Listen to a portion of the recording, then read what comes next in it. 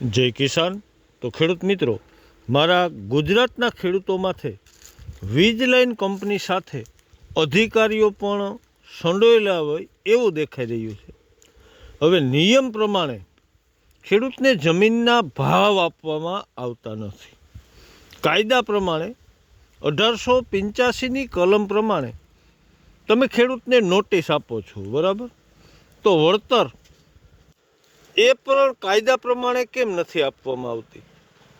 તો વળતર માટે તમે 2024ના પરિપત્ર મુજબ નક્કી થાય છે, તો આવું કેમ થઈ રહ્યું છે?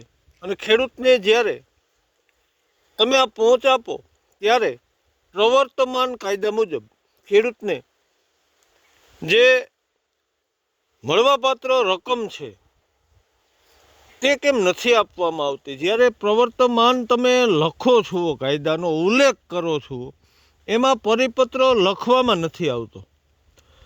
તો અમને વળતર આપો તે પરિપત્ર આધારિત આપો, તો કાયદા આધારિત તમે કેમ નથી આપતા?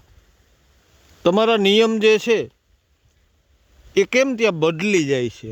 હવે નિયમ પ્રમાણે જેટલું નુકસાન થાય તે કાયદાની ધારાધોરણની ગણતરી થવી જોઈએ. હવે જેમ કે જમીન કાયમી જાય, બરાબર?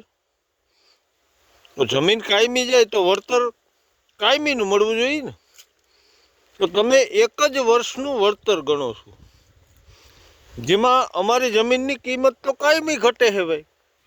તો કાયમી જમીનની કિંમત ઘટે તો કાયમીનું વળતર પણ તમારે આપવું પડે. એક વર્ષનું વળતર ન હાલે. જેમાં જે તમારા નિયમ છે કે આ વીજ લાઈન અમારા ખેતરમાં 25 વર્ષ રહેશે, ત્યાં સુધી એમાં હું બાંધકામ નહીં કરી શકું, બાગાયતી પાક જે વાવવાનો હોય એ નહીં વાવી શકું, બોર કે કૂવો કાંઈ હું નથી કરી શકવાનું.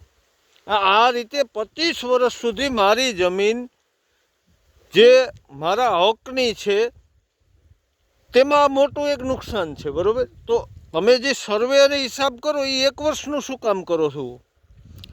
તમારે હિસાબ જ જો કરવો હોય તો તમે 25 વર્ષનો હિસાબ દર્શાવો અને મારા ખેડૂતને કાયમી આવક મળી રહે, મારો ખેડૂતને એમાં પાર્ટનર કરો. કારણ કે જે કંપની લાઈન નાખી રહી છે તેનો ધંધો કરવા માટે, તે પૈસા કમાવા માટે લાઈન નાખી રહી છે, અને મારા ખેડૂતની કાયમી એમાં જમીન જઈ રહી છે.